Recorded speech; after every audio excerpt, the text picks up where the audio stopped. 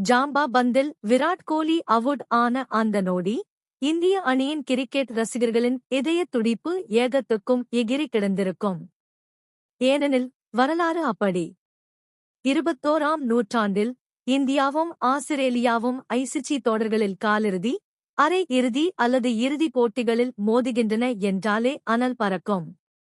2003 ஒருநாள் கோப்பையின் இறுதிப் போட்டி ஆகட்டும், 2015 உலகக் கோப்பை அரை இறுதி ஆகட்டும், 2023 ஒருநாள் உலகக் கோப்பை இறுதிப் போட்டி ஆகட்டும், 2023 உலக டெஸ்ட் சாம்பியன்ஷிப் இறுதிப் போட்டி ஆகட்டும், இந்தியாவுக்கு யமனாய் அமைந்தது ஆஸ்திரேலியாதான்.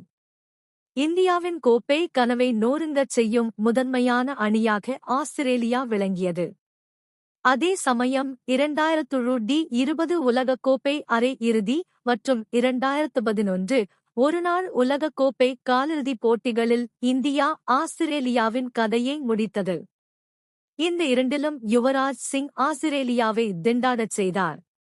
கடந்த 14 ஆண்டுகளாக நாக் அவுட் போட்டிகளில் ஆஸ்திரேலியா தோற்கவில்லை.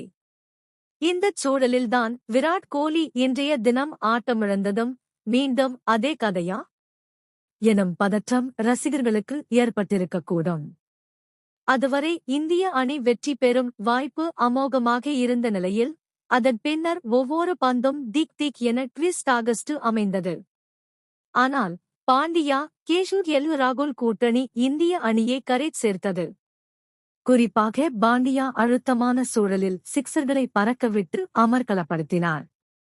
முடிவில் 4 விக்கெட்டுகள் வித்தியாசத்தில் இந்திய அணி வென்றது.